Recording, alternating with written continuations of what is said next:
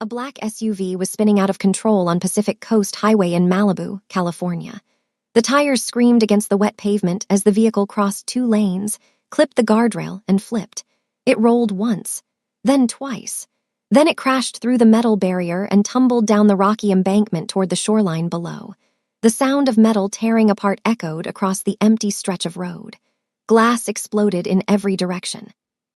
The SUV came to a stop upside down, wedged between two large rocks about 40 feet below the highway. Steam hissed from the crumpled hood. Fuel began leaking from the undercarriage, pooling on the wet rocks beneath the vehicle. Inside that destroyed SUV was Sungmin Park, 31 years old, CEO of the Park conglomerate, a multi-million-dollar Korean empire that controlled luxury real estate developments, five-star hotel chains, and private security firms across the entire West Coast. His driver, a man named Mr. Yu who had been with the family for 15 years, was slumped over the steering wheel. He was not breathing. Sungmin was pinned behind the deployed airbag in the back seat. Blood ran from a deep gash across his right temple. His eyes were closed. His breathing was shallow and getting weaker by the second. No other cars stopped.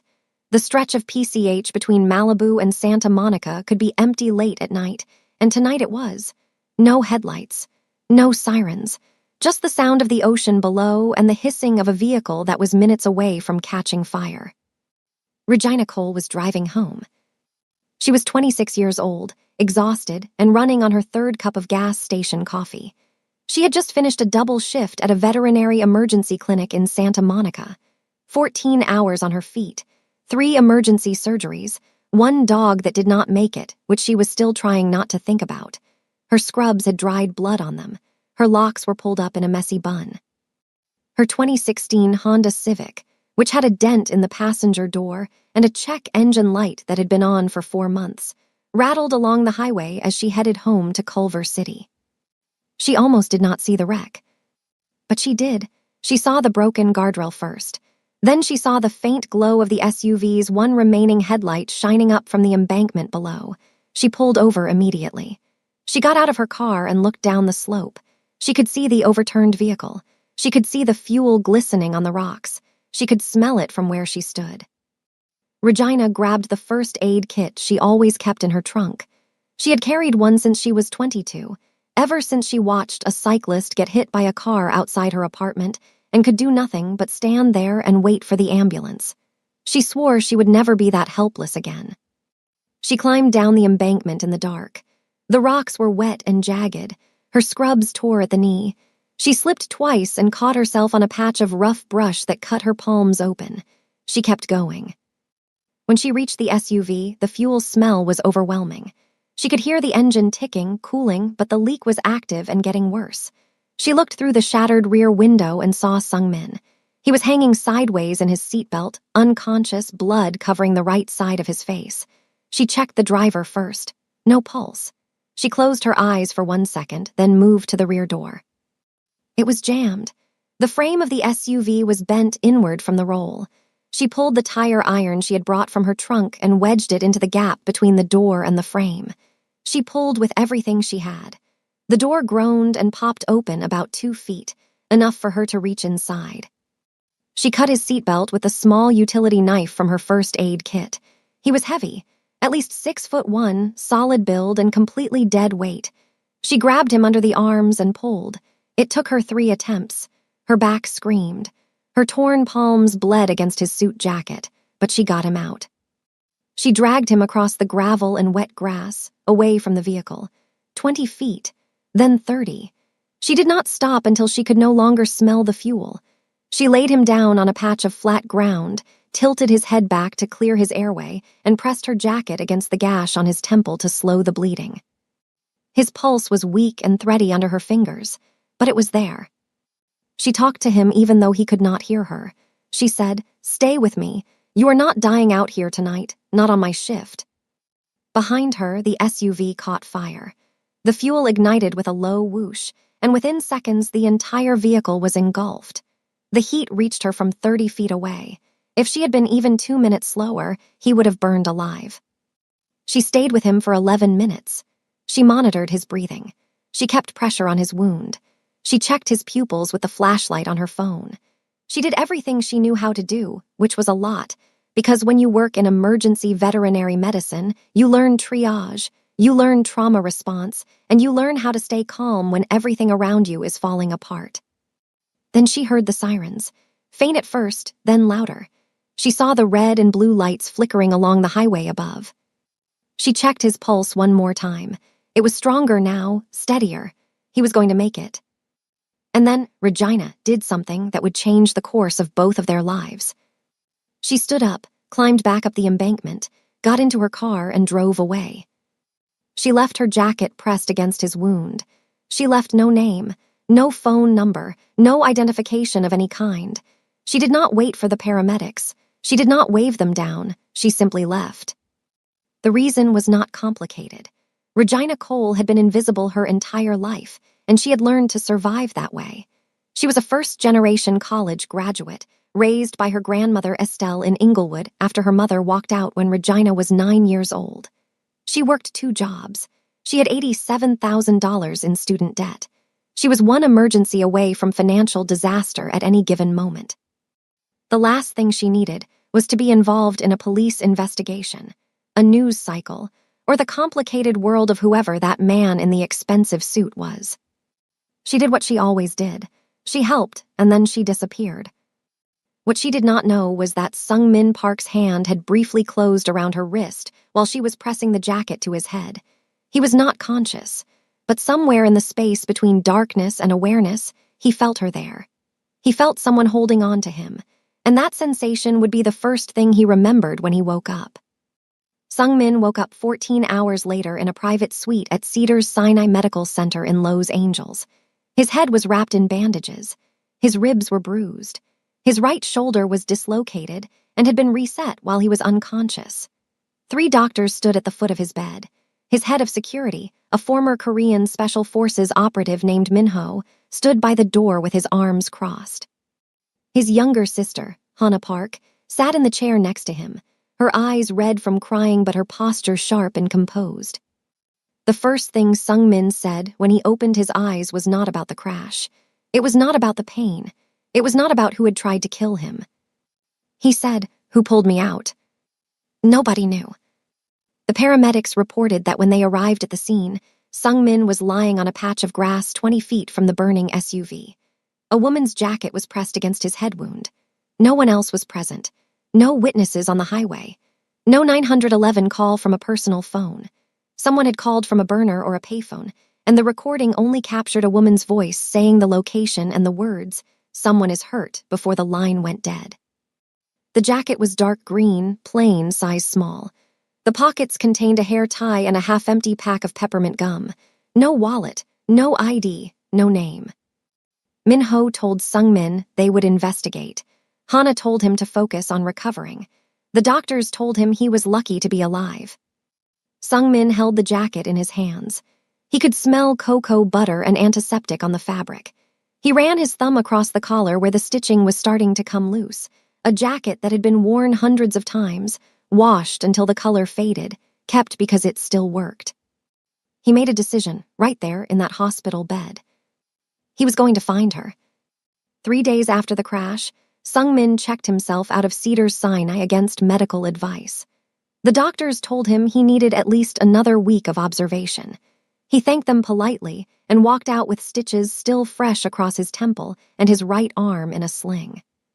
He went directly to the park conglomerate headquarters on Wilshire Boulevard in Beverly Hills. The building was 40 stories of glass and steel, the crown jewel of the park family's American operations. He took the private elevator to the top floor, walked into the main conference room, and called a meeting. But this meeting had nothing to do with business. Sung-Min sat at the head of the table with the green jacket laid out in front of him. Min-ho stood to his right. 2 members of the security team's intelligence division sat across from them with laptops open. Sung-Min's instructions were simple. Find the woman who saved his life. Use every resource available. Traffic cameras along Pacific Coast Highway, toll booth records, satellite imagery, gas station surveillance footage from every station within a 10-mile radius of the crash site.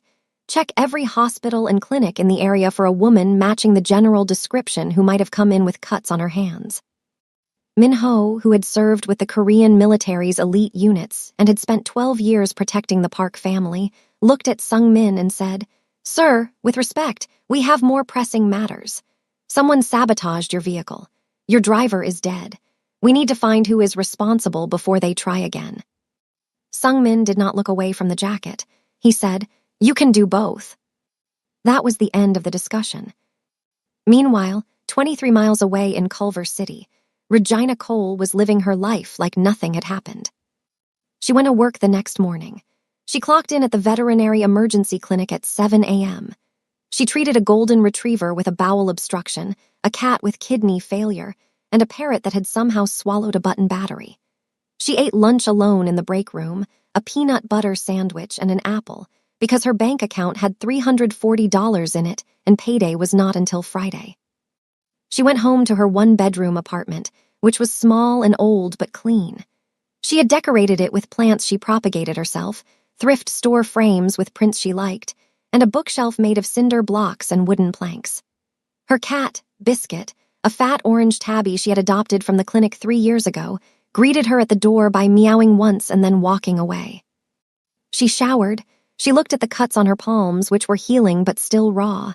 She thought about the man on the embankment. She wondered if he had survived. She had not checked the news.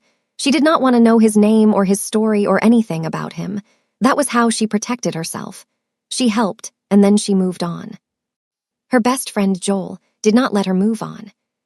Joel Carter was 27, loud, opinionated, and fiercely loyal.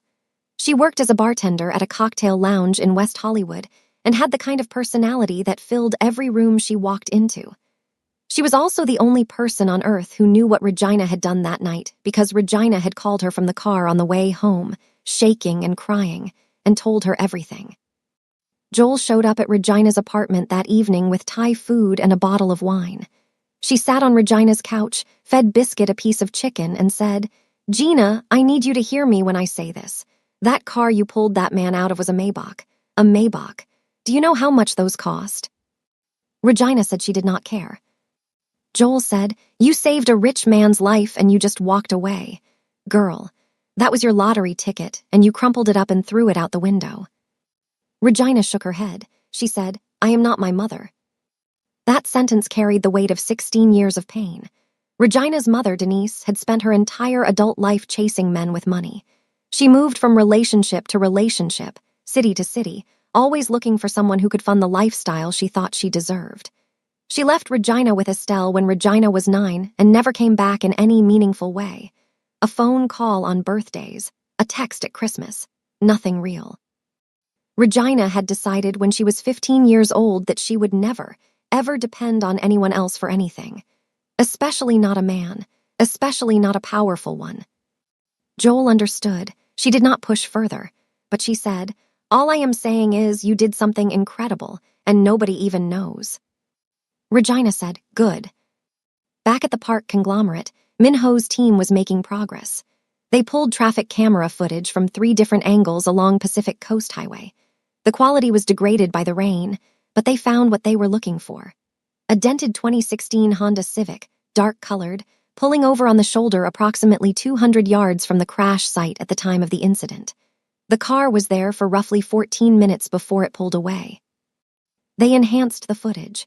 The license plate was partially obscured by rain and mud, but the tech team was able to extract a partial plate number. 4 characters out of 7.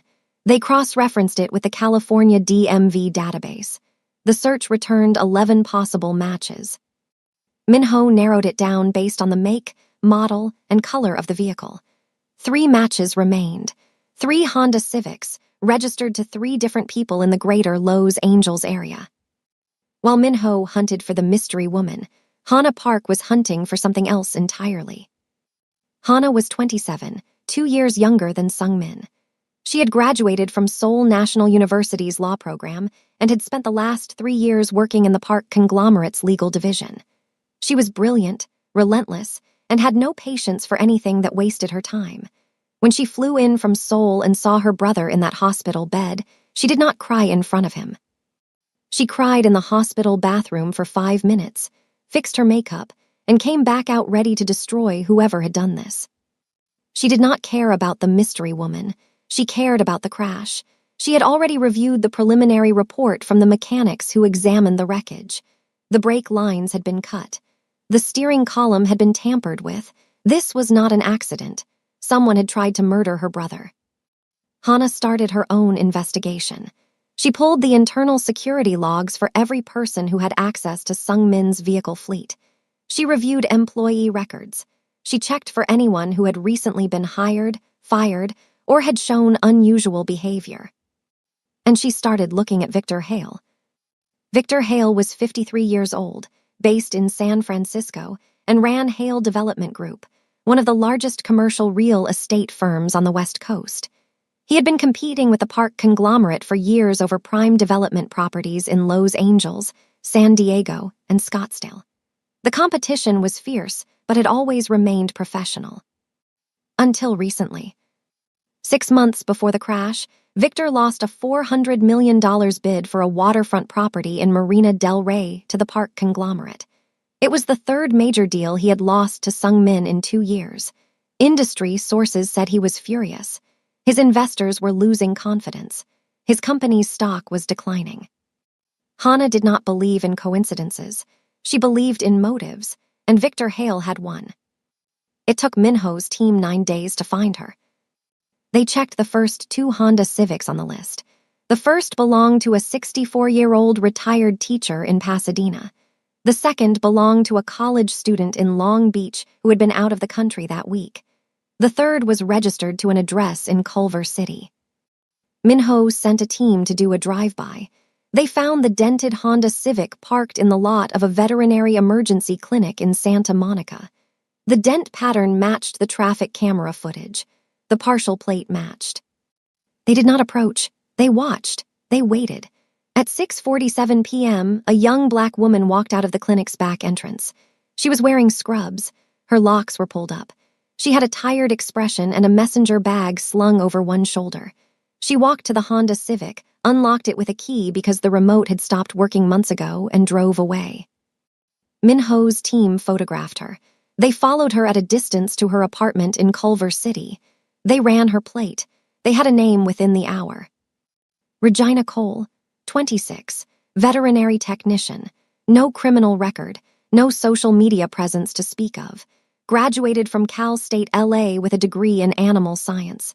Currently employed at Pacific Coast Veterinary Emergency in Santa Monica. Annual income approximately $38,000 before taxes. Minho brought the file to Sung-min that night. He laid the photograph on Sung-min's desk in the home office of the Bel Air estate. Sung-min picked it up. He stared at the photo for a long time. Regina was walking across the parking lot, looking at the ground, her face partially lit by the street lamp above her. She looked exhausted. She looked like someone who had been carrying weight for a long time and had stopped expecting anyone to help her carry it. This was the woman who had dragged him out of a burning vehicle, who had kept pressure on his wound, who had stayed with him for 11 minutes and then vanished like she had never been there at all. Minho asked how Sung-min wanted to proceed. He offered to send a representative. He offered to have someone make contact discreetly. Sung-min said, "I will go myself." The next afternoon, a black sedan pulled up outside the veterinary clinic in Santa Monica. Sung-min stepped out. He was wearing a dark blue suit. The stitches on his temple were still visible. His arm was no longer in the sling, but he moved it carefully. 2 security guards stayed in the car. He walked into the clinic. The waiting room smelled like antiseptic and dog shampoo. A woman behind the front desk looked up and immediately straightened in her chair because Sung-min Park had the kind of presence that made people sit up without knowing why. He said he had an injured dog. He needed examined. The receptionist asked where the dog was. He did not have a dog. Before he could figure out how to handle that problem, the door behind the front desk opened and Regina walked out. She had a clipboard in one hand and a pen behind her ear. She said, "Room 2 is ready. Where is the animal?" Then she looked at him, really looked at him. She saw the stitches first. The cut across his right temple, stitched neatly but still red and raised. She saw the way he held his right shoulder, slightly stiff, slightly guarded. She saw his face, and something about it was familiar even though she had never seen him conscious before. Her stomach dropped. Sung-min looked at her. He saw the recognition move across her face. He saw her hands tighten on the clipboard. He said, "You left before I could thank you." Regina's mouth went dry. She glanced at the receptionist, who was watching with wide eyes. She looked back at Sung-min. She said, "You don't need to thank me. I'm glad you're okay." She turned to walk back behind the counter. Sung-min was not used to people walking away from him. In his world, people came to him. They waited for him. They sought his attention, his approval, his favor. This woman had saved his life, and she was walking away from him for the second time. He said, "I owe you my life. I would like to repay that." Regina stopped walking but did not turn around. She said, "I didn't do it for payment." Then she went through the door and disappeared into the back of the clinic. Sung-min stood in the waiting room for a moment. A pug in the lap of an elderly woman on the bench was staring at him. He looked at the pug. The pug looked at him. Neither of them blinked. He placed his business card on the front counter and left. That evening, Joel stopped by the clinic to bring Regina dinner. She noticed the business card sitting untouched on the counter. She picked it up, read the name, and pulled out her phone. She Googled Sung-min Park, and the results loaded in less than a second. Joel's jaw dropped. She scrolled through article after article. Forbes profiles, Business Insider features, a Bloomberg piece titled "The Young King of West Coast Real Estate." Photos of Sung-min at galas, at ribbon-cutting ceremonies, at press conferences. Net worth estimated at $4.2 billion. Head of the park conglomerate. Youngest CEO in the family's 100-year history. Joel turned the phone's screen toward Regina, who had just come out of the back with her bag. Joel said, "Girl, this is the man you saved." Regina looked at the screen. She read the headline. She saw the number. She said, "Okay." Joel said, "Okay, $4.2 billion, and you said okay. And you told him no." Regina picked up her bag and walked toward the door. She said, "I told him the truth." She did not take the business card. Joel took it for her, slipping it into her own purse because Joel was not the kind of person who threw away a billionaire's phone number.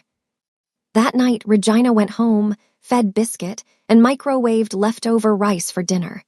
She sat on her couch and thought about the look on Sung-min's face when she walked away from him. He had not looked angry. He had looked confused, like she had handed him something he did not know how to hold. She went to bed at 11. She set her alarm for 6 a.m. She fell asleep within minutes because exhaustion does not negotiate. She woke up at 2 in the morning. Not because of the alarm, because of a sound. She lay still in the dark, listening. Biscuit, who usually slept at the foot of her bed, was standing in the bedroom doorway, his ears flat, his tail puffed. He was staring into the living room. Regina got up slowly. She walked into the living room and turned on the light. Nothing looked wrong at first, then she noticed. Biscuit's food bowl had been moved from its usual spot by the kitchen wall to the center of the kitchen floor. Her mail, which she had left in a stack on the counter, was spread out, opened, every envelope. And on her kitchen table, placed neatly in the center like someone had set it there with purpose, was a photograph. Regina picked it up with shaking hands. It was a photo of her, taken from above, from the hillside that overlooked the embankment on PCH. In the photo, she was kneeling over Sung-min's body, pressing her jacket to his head. The burning SUV was visible in the background. The photo was clear, well lit by the fire, and taken with a long-range lens. Someone had been on that hillside the night of the crash. Someone had watched the whole thing. They had watched her save him. They had watched her leave. And now they were in her apartment, and they wanted her to know it. Regina did not scream. She did not cry. She grabbed a kitchen knife from the drawer, checked every room in her apartment, checked the closets, checked behind the shower curtain, and then sat down on her couch with a knife in one hand and her phone in the other. She called the police. 2 officers arrived within 20 minutes. They checked the apartment. No sign of forced entry, No fingerprints on the photograph, no disturbance to the locks or windows. One officer suggested she might have left the mail open herself and forgotten. She did not argue with him because she knew he was not going to help her. They took a report and left. Regina sat on her couch for the rest of the night. She did not sleep. Biscuit sat in her lap, and she held him against her chest like a shield. At 5 a.m., she called Joel. Joel came over immediately. When Regina showed her the photograph, Joel went silent, which was something that almost never happened. She studied the image, the angle, the clarity, the fact that whoever took it had been positioned on the hillside above the crash site, watching everything unfold. Joel said, "Gina, this is not a random break-in. Whoever took this picture was there that night. They watched you save him, and now they want you to know that they know who you are." Regina said, "This is about him, isn't it? This is about whoever tried to kill him." Joel said, "Which is exactly why you need to call him." Regina resisted for another hour. She paced her apartment. She argued with herself. She argued with Joel. She said she did not want to get pulled into someone else's world. She said she had worked too hard to build her own life, small as it was, to let it get swallowed up by someone else's problems. Joel said, "Your life is already in this, Gina. Someone was inside your home. You can be independent and dead, or you can swallow your pride and make the call." At 6:30 a.m., Regina went into Joel's purse, pulled out the business card, and dialed the number. Sungmin answered on the first ring. His voice was alert, which told her he had not been sleeping either. She said, "Something happened. I think it's about you." 20 minutes later, a black SUV pulled up outside her apartment building. Minho stepped out first, followed by 3 members of the park security team. They swept her apartment in under 5 minutes. They photographed the kitchen table, the displaced food bowl, the opened mail. They bagged the photograph. Sungmin arrived 10 minutes after that. He walked into her small apartment, and it looked almost absurd. This man in his tailored clothes, standing in her living room next to her cinder block bookshelf and her thrift store couch. But he did not look out of place the way she expected him to. He looked focused. He looked at the photograph, and his expression went cold. He said, "This confirms it. The crash was arranged. Whoever did it had someone positioned on the hill to watch and confirm. That person saw you pull me out. Now they see you as a loose end." Regina said, "A loose end?" Sungmin said, "Someone who can connect the crash to the people who arranged it. A witness." Regina said, "I didn't witness anything. I just pulled you out of a car." Sungmin said, "They don't know what you saw, and people like this don't take chances." He told her she needed to come under his protection, immediately. She said no. He expected that. He did not push. Instead, he said, "Then let me ask you one question. Do you have anyone who can protect you? Security system, weapons training, anyone who would know if something happened to you before it was too late?" She had Joel. She had Biscuit. She had a kitchen knife. He let the silence do the work.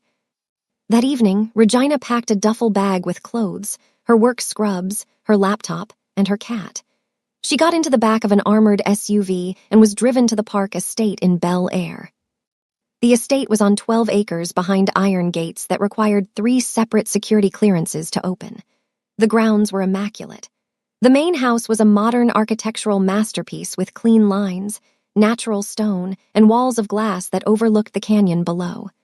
There was a guest house, a pool house, a full security command center, and staff quarters that housed a team of 20. Regina was shown to a guest suite on the 2nd floor of the main house. The suite had a king-size bed, a sitting area, a private bathroom with a walk-in shower and a soaking tub, and a view of the canyon. The room was larger than her entire apartment. She set her duffel bag on the floor. She set Biscuit's carrier on the bed. She stood in the middle of the room and felt completely, overwhelmingly out of place. That first night, she could not sleep. At midnight, she went downstairs to find the kitchen. The house was quiet. The security team rotated outside on a schedule she could hear through the windows, soft footsteps on gravel every 20 minutes. She found the kitchen, a massive space with marble countertops and professional-grade appliances, and she found Sungmin sitting at the island counter. He was drinking tea and reading documents on a tablet. He was wearing a plain black t-shirt and gray sweatpants. It was the first time she had seen him in anything other than a suit, and he looked different. Younger. Less like the man on the Forbes cover and more like someone who could not sleep either. He looked up when she walked in. He said, "There is tea, and I think there is hot chocolate somewhere if you prefer that." She found the hot chocolate. She made herself a cup. She sat across from him at the island counter. They talked. It was not a big conversation at first. It was small. He asked her how long she had been a vet tech. She said 4 years. She told him she wanted to be a veterinarian, had wanted it since she was 12 years old when her grandmother took in a stray dog that had been hit by a car, and she watched the neighborhood vet save its life in a garage because they could not afford the animal hospital. He asked why she had not gone to vet school. She said money. Applications were expensive. Tuition was impossible. She had a stack of applications sitting on her desk at home, filled out, ready to go, and she could not afford the submission fees, let alone 4 years of graduate school. He asked about her family. She told him about Estelle, her grandmother, who still lived in the same house in Inglewood where she had raised Regina. She told him that Estelle was 71 years old, had arthritis in both hands, still cooked Sunday dinner every week, and was the strongest person Regina had ever known. She did not mention her mother. He did not ask. Then she asked him why he was awake. He said, "Because someone tried to kill me 10 days ago, and I don't know who. And the woman who saved my life ran away from me twice, and now she is sitting in my kitchen drinking hot chocolate." She almost smiled, almost. He told her about the pressure of running the conglomerate, not the glamorous parts, the real parts, the board meetings that lasted 9 hours, the constant travel, the weight of being responsible for thousands of employees and their families, the loneliness of being the person everyone looked to for decisions, but no one asked how he was doing.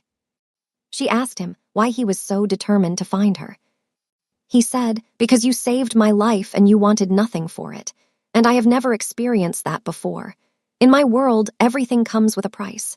Everything is a transaction. You pulled me out of a fire and you did not even leave your name.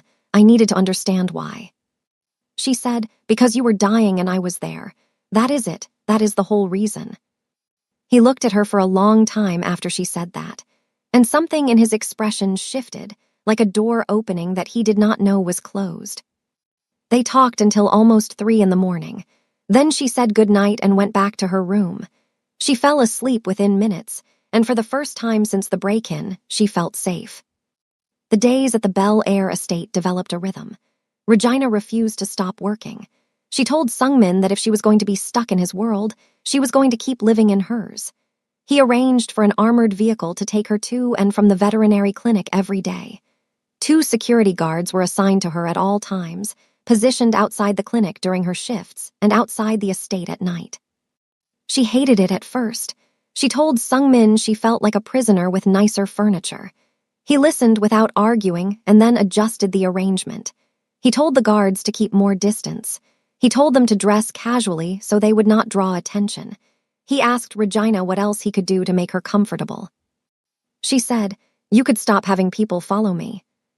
He said, "I cannot do that." She said, "Then stop asking what you can do." But she did not leave. Sungmin started driving her to work some mornings. Not personally driving, because Minho was always behind the wheel, but sitting in the back seat with her. He said it was because the route was on his way to the office. It was not. During those car rides, they talked. Every morning the conversations got a little longer, a little deeper. She learned that he read Korean poetry before bed, a habit his mother had given him before she passed away when he was 19. He learned that she sang under her breath when she was nervous, always the same song, a Stevie Wonder track her grandmother used to play on Sunday mornings. He asked her about her favorite cases at the clinic. She told him about the 3-legged pit bull she had treated last year who now lived with a retired firefighter in Pasadena. She told him about the parrot who said, "Help me," every time she took its temperature, which was hilarious until it did it in front of a client who almost called the police. He laughed. She realized she had never heard him laugh before. It changed his entire face. 2 weeks into her stay at the estate, Sungmin showed up at the veterinary clinic one afternoon. He was not there for a car ride. He was standing in the parking lot next to the armored SUV, holding a dog. The dog was a mess. Medium-sized, mixed breed, with matted fur, a broken front leg, and skin irritation covering half its body. It was trembling violently. Sungmin was holding it against his chest, and the dog was pressed into his suit jacket, which was now covered in dirt and fur. He said, "I found it near a construction site in Santa Monica, one of my hotel developments. It was under a dumpster." Regina looked at him. This man, this CEO of a billion-dollar empire, was standing in her clinic parking lot holding a trembling, filthy dog wrapped in what was clearly a very expensive jacket. Something in her chest shifted. She did not name it, but she felt it. She took the dog inside. She worked on it for 2 hours. She splinted the broken leg, cleaned and treated the skin condition, administered fluids and medication, and wrapped the dog in a warm blanket. By the time she was done, the dog had stopped trembling and was asleep on the exam table. Sungmin had waited the entire time. He was sitting in the waiting room, his suit jacket ruined, scrolling through emails on his phone but not actually reading any of them. When Regina came out, she said, "He is going to be okay. He needs rest and consistent care for the next few weeks." Sungmin said, "What is his name?" She said, "He does not have one. He is a stray." Sungmin thought about it and said, "Lucky." Regina looked at him with an expression that was somewhere between affection and disbelief. She said, "That is the most unoriginal name in the world." He said, "It is accurate." They kept Lucky. The dog went home to the Bel Air estate that night and was set up in a recovery area that Sungmin had his staff prepare within an hour. Within 3 days, Lucky was following Sungmin around the house. Within a week, Lucky was sleeping on Sungmin's bed, which Minho found deeply unprofessional and Hana found hilarious. One evening, about 3 weeks after Regina had moved into the estate, they were sitting on the terrace that overlooked the canyon. The sun had set. The city lights were spread out below them like a second sky. Lucky was asleep between their chairs. The conversation had gotten quiet, not uncomfortable, just still. The kind of quiet that only happens between two people who have stopped performing for each other. Sungmin reached over and tucked one of her locks behind her ear. His fingers brushed the side of her face. She did not pull away. She turned toward him slightly. Their faces were inches apart. His phone rang. It was Hana. The moment broke like glass. Sungmin answered the phone. His expression changed immediately. He stood up and walked to the edge of the terrace, speaking in rapid Korean. Regina watched him. His shoulders were tense. His free hand was clenched at his side. When he hung up, he turned to her and said, "Hana found something." Hana had traced a wire transfer from a shell company linked to Victor Hale to a private military contractor named Eric Soren. The transfer was made 2 weeks before the crash. Eric Soren was ex-military, 41 years old, with a history of private security work that bordered on mercenary activity.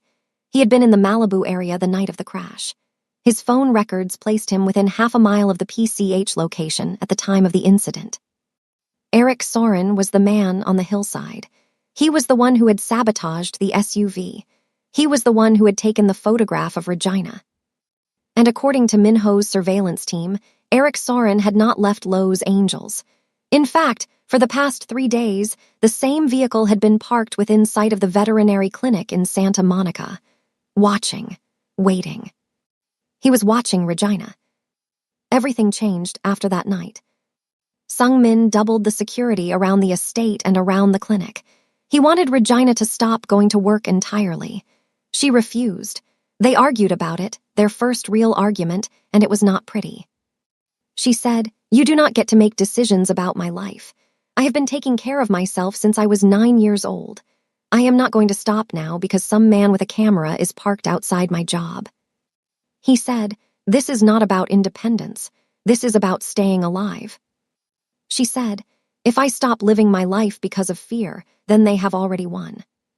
He looked at her and she could see it in his eyes, the thing he was not saying.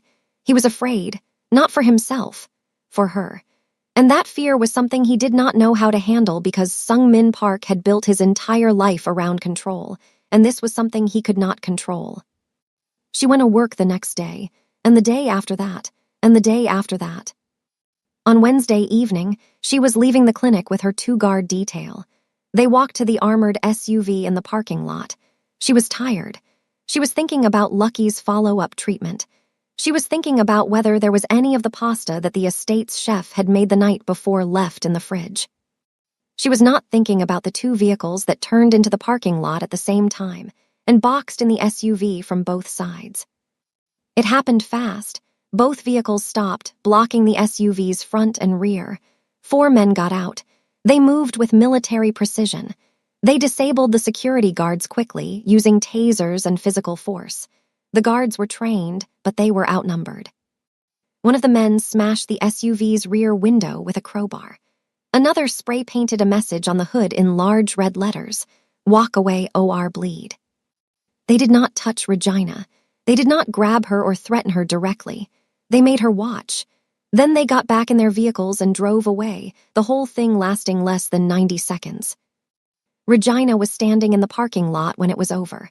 Glass was in her hair from the shattered window. The security guards were on the ground, disoriented but conscious. The red paint on the SUV hood was dripping in the evening light. She did not run. She did not scream. She sat down on the curb, put her hands on her knees, and tried to breathe. Sung-min arrived before the police did. Min-ho drove. They covered the distance from Bel Air to Santa Monica in 14 minutes, which should have taken 30. When Sung-min got out of the car and saw the SUV, saw the message, saw the glass, and then saw Regina sitting on the curb with her hands trembling, something inside him changed permanently. He did not yell. He did not make threats. He went quiet. His face became still. His eyes became flat. And everyone who worked for him knew that when Sung-min Park went quiet like that, the situation had passed the point of negotiation. He walked over to Regina and kneeled down in front of her on the curb. Right there, in the parking lot, in front of his security team, in front of the gathering crowd of clinic staff and passersby, the most powerful man in the Park Empire kneeled on the asphalt and put his arms around her. She let him. She pressed her face into his chest and she held on. She could feel his heartbeat against her cheek, steady and strong, the same heartbeat she had monitored on the side of a highway weeks ago. He held her until the shaking stopped. That night, back at the estate, Regina sat on the edge of her bed and looked at the wall and tried to figure out what her life had become. Sung-min knocked on her door. She let him in. She said, "I don't want to be a weakness for you. I don't want to be the thing your enemies use to get to you." He said nothing. She said, "Maybe I should disappear again, like I did that night. Maybe that is the safest thing for both of us." He sat down next to her. He was quiet for a moment. Then he said, "You disappeared once. I spent everything I had to find you. If you disappear again, I will spend everything again. And again, every single time. Do you understand me? Every time." She looked at him. His eyes were completely serious. There was no negotiation in them, no flexibility, just a statement of fact as clear and absolute as gravity. She stayed. Over the next 2 weeks, Sung-min and Hana built their plan. They were going to take down Victor Hale, but they were going to do it the Park family way, not with violence, not with threats, with strategy, with precision, with evidence so overwhelming and public that Victor would never recover. Hana had been compiling a case, wire transfers, phone records, Eric Soren's military background and his connection to Hale's shell companies, security footage from the parking lot attack, the photograph left in Regina's apartment, every piece of evidence legally obtained and meticulously documented. But they needed one more thing. They needed Victor to incriminate himself directly. Sung-min arranged a high-profile business summit at the Park conglomerate's newest luxury hotel property in Scottsdale, Arizona. He invited every major real estate player, investor, and financial media outlet on the West Coast. He framed it as a collaboration initiative, a signal that the Park family wanted to partner with competitors rather than fight them. He invited Victor Hale personally, a handwritten invitation on Park conglomerate letterhead. Victor accepted. Of course he did. He was arrogant. He believed Sung-min was weakened by the crash, distracted by the mystery woman, and ready to be outmaneuvered. He saw the summit as an opportunity to position himself as the dominant force in West Coast real estate. He did not see the trap. The summit was held at the Park Scottsdale Resort, a $300 million property that had opened 6 months earlier. It was stunning. Desert modern architecture, floor-to-ceiling windows overlooking the Red Rock landscape, event spaces that had already hosted 2 presidential fundraisers and a royal wedding. 300 guests attended, industry leaders, investors, media, the who's who of American luxury real estate. And Regina. She did not want to be sidelined. She told Sungmin she had been part of this since the night she pulled him out of that wreck. She was not going to sit in Bel Air while the situation got resolved without her. Sungmin resisted. He wanted her safe, and safe meant far away from Victor Hale. Hana sided with Regina. She said, "She is tougher than half your security team. Let her be there." Sungmin looked at both of them and realized he was outnumbered by 2 women who were each individually more stubborn than he was. Regina attended the summit. Hana took her shopping the day before. It was the first time in Regina's life that she had tried on clothes that cost more than her monthly rent. Hana picked out a dress for her, deep emerald green, fitted, elegant without being overdone. When Hana showed it to her, Regina said, "I cannot afford this." Hana said, "It is a gift, and if you argue with me, I will buy you 5 more. The evening of the main gala event, Regina walked into the ballroom of the Scottsdale Resort and conversations slowed. She was not trying to make an entrance. She was not performing. She was just walking, in a green dress with her locks down past her shoulders for the first time since she had arrived at the estate, looking like someone who had decided to stop being invisible. Sungmin was across the room in conversation with 2 investors from New York. He turned when the energy in the room shifted. He saw her. For 2 full seconds, the CEO of the park conglomerate did not move, did not speak, did not blink. He just looked at her. Then he crossed the room. The summit sessions ran for 2 days. During that time, Hana engineered a private meeting between Sungmin and Victor Hale, just the 2 of them in a conference room on the resort's top floor. Sungmin played his part perfectly. He was calm, measured, accommodating. He discussed a potential joint venture on a property development in Newport Beach. He asked Victor's opinion on market trends. He treated Victor like an equal, which was something Victor's ego desperately craved. Victor relaxed. He got comfortable. He started talking. He referenced properties that he should not have known were available, properties that had only become available after the park conglomerate's stock dipped following Sungmin's crash. He mentioned timelines that matched the period of instability perfectly. He hinted at having advanced knowledge of market shifts. Meanwhile, Hana had obtained a court order based on the compiled evidence. Recording devices were placed in the conference room under full legal authorization. Everything Victor said was being captured. Then Victor made his fatal mistake. He mentioned Eric Soren by name, not directly, not as a confession, but in the context of reliable operators who could clear obstacles in the development world. He said, "Sometimes the road to a good deal has a few bumps in it, doesn't it, Sungmin?" And he smiled. Sungmin did not react. He smiled back. He shook Victor's hand. He walked out of the conference room, went directly to Hana and said, "We have everything." That night, after the summit sessions ended, Regina was alone in her hotel suite. She had changed out of the dress and was in sweats, sitting on the bed with Lucky, who Sungmin had insisted on bringing to Scottsdale because the dog had separation anxiety.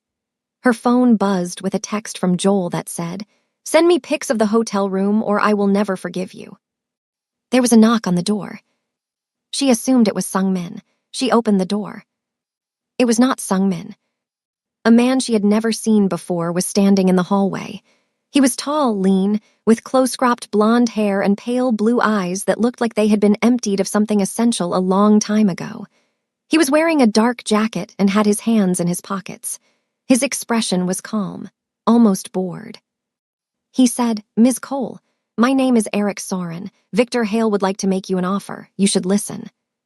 Regina's first instinct was to slam the door. Her second instinct was to scream. She did neither. She looked at Eric Soren, the man who had sabotaged a car and killed a driver. The man who had stood on a hillside and photographed her saving a stranger's life. The man who had broken into her apartment and rearranged her things to let her know he could reach her any time he wanted. And she did not flinch. She said, "Talk." Eric said Victor Hale was offering $5 million. Cash, untraceable. All she had to do was leave the country, change her name. Never contact Sungmin Park or anyone in the Park family again. Disappear permanently the way she had disappeared that night on the highway. She was good at disappearing. All she had to do was do it one more time. Then he added casually, like he was mentioning the weather, that if she declined, things could become difficult for her grandmother. Estelle Cole, 71 years old, lived alone in Inglewood, arthritic hands, no security system. That was the line. Everything in Regina's body went hot, not with fear, with rage, pure, focused, volcanic rage. This man was standing in front of her, threatening the woman who had raised her, the woman who had worked double shifts as a hospital janitor to keep the lights on, the woman who had braided Regina's hair every Sunday morning and told her she was going to be something, the woman who was everything. Regina said, "You can tell Victor Hale that my grandmother survived Watts. She survived raising me alone after my mother walked out. She survived losing her daughter to the streets and never once felt sorry for herself. She is not afraid of a man in a suit with too much money and not enough spine. And neither am I." She closed the door in his face, hard. Then she locked it. Then she picked up her phone and called Sungmin. He answered immediately. She told him what happened, every word. Her voice was steady. Her hands were not. Within 30 minutes, Minho dispatched a full security team to Inglewood to surround Estelle Cole's house. Within an hour, Estelle was on the phone with Regina, irritated about the strange men in suits standing on her front lawn but otherwise fine. Estelle said, "Baby, there are men outside my house who look like Secret Service agents. What did you do?" Regina said, "I'll explain everything, Grandma, just let them stay, please." Estelle said, "They better not step on my roses." Sungmin came to Regina's suite 20 minutes after her call. He brought Minho. He brought Hana. He brought the full weight of the Park family's resolve. He looked at Regina and said, "Are you okay?" She said, "I am angry." He said, "Good, hold on to that." The next morning was the final day of the summit. The ballroom was full. 300 guests, plus press, plus the cameras that Hana had arranged for what was about to happen. Sungmin took the stage. He was wearing a charcoal suit. The scar on his temple was visible. He did not hide it. He stood at the podium, looked out at the room full of the most powerful people in West Coast real estate, and he spoke. He did not raise his voice. He did not rush. He spoke the way he always did, with calm precision, with absolute control, with the quiet authority of a man who had been planning this moment since the second he woke up in that hospital bed. He presented the evidence, all of it. The wire transfers from Victor Hale's shell company to Eric Soren. The phone records placing Soren at the crash site. The forensic analysis of the sabotaged vehicle. The photograph found in Regina's apartment. The surveillance footage of Soren watching the veterinary clinic. The recording from the conference room the previous day, Victor Hale's own voice, referencing Soren by name, referencing clearing obstacles, referencing property opportunities that only existed because of the crash. The room was silent. 300 people and not a single sound except Sungmin's voice. He said, "Victor Hale orchestrated an attempt on my life. He employed a private military contractor to sabotage my vehicle, which resulted in the death of my driver, Mr. Yu, a man who served my family with loyalty for 15 years. He then terrorized an innocent woman whose only involvement in this situation was that she stopped on the side of a road and saved a stranger's life." He paused. He looked at Victor Hale, who was seated in the third row. Victor's face was gray. His hands were gripping the armrests of his chair. Sungmin said, "Every piece of evidence I have presented has been submitted to the FBI and the SEC as of 6 o'clock this morning. This is not an accusation. This is a notification." The room erupted. Voices, phones ringing, chairs scraping as people stood. Victor's lawyers grabbed him by the arms and pulled him toward the exit. Victor was trying to speak, trying to say something, but no words were coming out. He looked like a man who had just watched the ground open beneath his feet. 30 minutes later, Eric Soren was arrested by federal agents in the hotel lobby. He did not resist. He walked out in handcuffs with the same empty expression he had worn when he knocked on Regina's door. 2 hours after that, Victor Hale was arrested at the Scottsdale airport as he attempted to board a private jet. The footage of his arrest, captured by the media that Hana had strategically invited to the summit, was on every news channel by noon. By evening, it was over. Sungmin found Regina on the rooftop terrace of the hotel. She was standing in the Arizona sun, looking out at the desert. The red rock formations glowed in the late light. The sky was enormous. She was crying, not from sadness, not from fear, from relief, weeks of tension. Weeks of looking over her shoulder, weeks of pretending she was fine when she was terrified, all of it coming out at once. Sungmin stood beside her. He did not speak right away. He let the silence exist. He let her feel what she needed to feel. Then he said, "You saved my life on that highway. You changed everything. And I need you to know that I am in love with you. Not because you saved me, because of who you are, every single day. The way you fight for everything. The way you refuse to be anyone other than who you are. The way you held a kitchen knife and sat on your couch all night because you refused to be afraid." Regina wiped her eyes. She turned to him.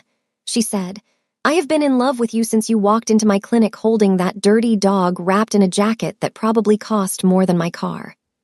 He laughed, that laugh again, the one that changed his face.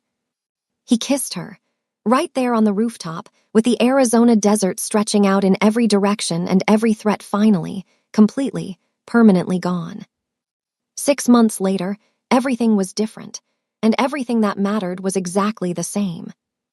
Regina was enrolled at the UC Davis School of Veterinary Medicine, one of the top veterinary programs in the country. She had applied on her own. She had written her personal statement about the night she watched a neighborhood vet save a stray dog's life in a garage in Inglewood and knew she had found her purpose. She submitted her applications with money she had saved from 6 months of overtime shifts.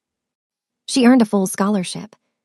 When the acceptance email came through on a Tuesday afternoon, she was sitting in the kitchen of the Bel Air estate eating cereal. She stared at her phone for 30 seconds, then burst into tears. She called her grandmother before she called anyone else. Estelle said, "I knew it. I have been knowing it since you were 12 years old and you cried when that dog on the street had a hurt leg. You were always meant for this, baby." Sungmin offered to pay for everything. Tuition, books, housing, all of it. She said no. He was not surprised. She had her own apartment near the UC Davis campus in the Sacramento area. It was small, clean, and hers. She had Biscuit.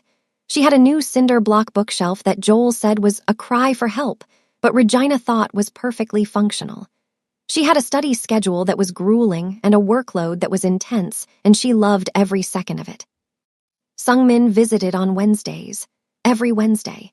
His schedule at the park conglomerate was demanding, packed with meetings, negotiations, international calls, and development projects. But somehow, every single Wednesday, his calendar showed a mysterious block of time in the afternoon that Minho could not account for.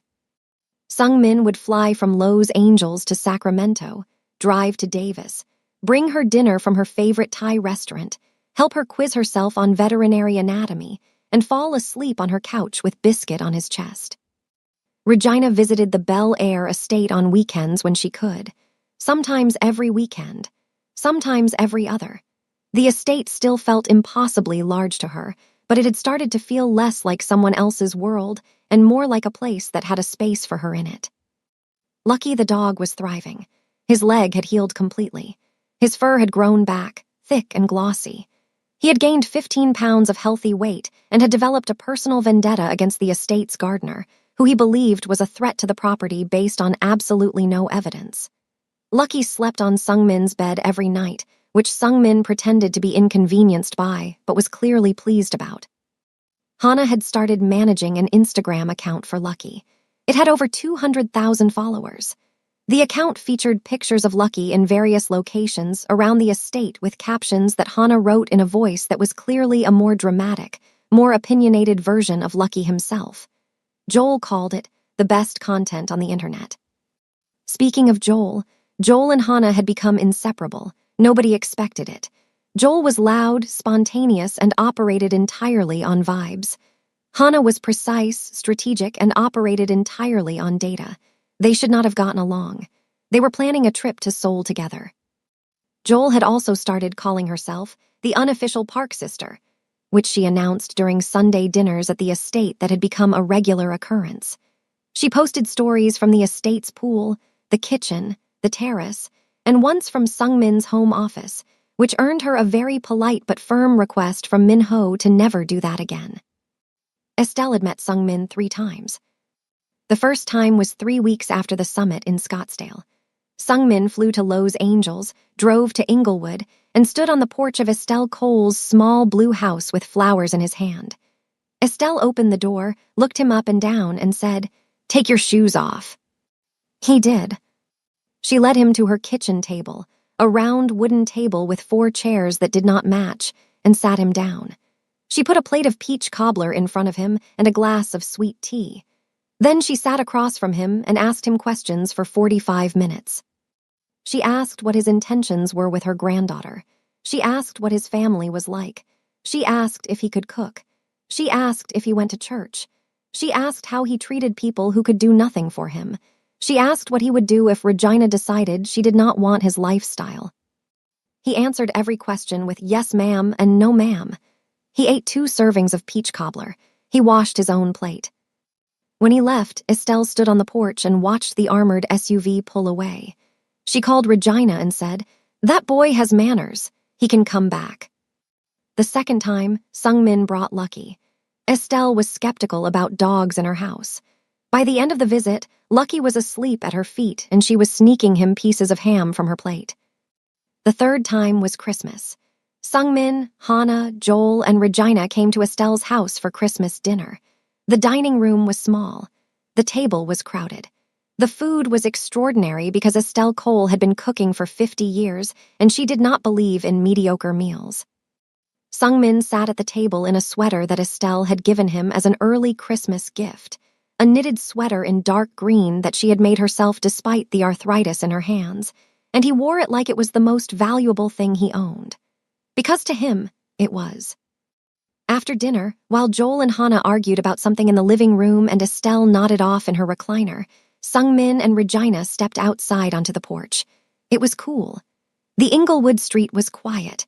Christmas lights from the neighbors flickered in red and gold. Sungmin took a small box from his jacket pocket. Regina's heart stopped. But it was not a ring. Not yet. He knew her well enough to know that she would say yes only when she was ready, and she was not ready yet. She had a degree to finish. She had a career to build. She had a life to live on her own terms first. Inside the box was a key to the Bel Air estate. He said, "This is not me asking you to move in. This is me telling you that wherever you are, whatever you are doing, there is always a door open for you. Always." She held the key in her hand. She looked at him. She said, "You know I am going to make you wait." He said, "I know." She said, "I might make you wait a long time." He said, "I will be here." She kissed him. On the porch of her grandmother's house in Inglewood, with the Christmas lights reflecting in the windows and the sound of Joel and Hannah laughing inside, she kissed him and it felt like coming home. Months later, on a Saturday in early spring, Sungmin and Regina drove up Pacific Coast Highway. It was a clear day. The ocean was blue and flat and endless on one side. The California hills rose on the other. Lucky was in the back seat with his head out the window, ears flapping. They passed the spot. The guardrail had been repaired, but if you looked closely, you could see where the metal was newer, shinier than the sections on either side. A small scar on the highway that most people would never notice. Regina noticed. She looked at the guardrail, then she looked at Sungmin. He was already looking at her. She said, "I almost didn't stop that night." He said, "But you did." She said, "Yeah, I did." He reached over and took her hand. She held on. They kept driving. The Pacific Ocean stretched out beside them, bright and open. The road curved ahead, winding along the coast toward whatever was coming next. Two people who were never supposed to meet, who came from different worlds, who found each other on the worst night of one man's life and the bravest night of one woman's, driving forward together. She had saved his life on the side of a dark highway and disappeared before he could see her face. He had turned his entire world upside down to find her. And when he did, he discovered that the woman who pulled him from the fire was the same one who could finally make him feel safe. Sometimes the person who saves you is not the one you expected. Sometimes they show up in scrubs with blood on their hands and a dented car with a check engine light. Sometimes they pull you from the wreckage and then vanish into the night, not because they do not care, but because they have spent their whole life believing they are not the kind of person anyone searches for. And sometimes, someone searches for them anyway.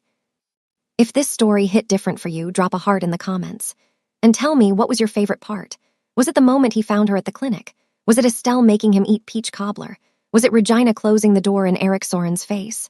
Let me know. And if you watched all the way to this point and you are still not subscribed to this channel, I genuinely do not know what to tell you. You watched the whole thing. You are clearly invested. Just hit that subscribe button. I will see you in the next one.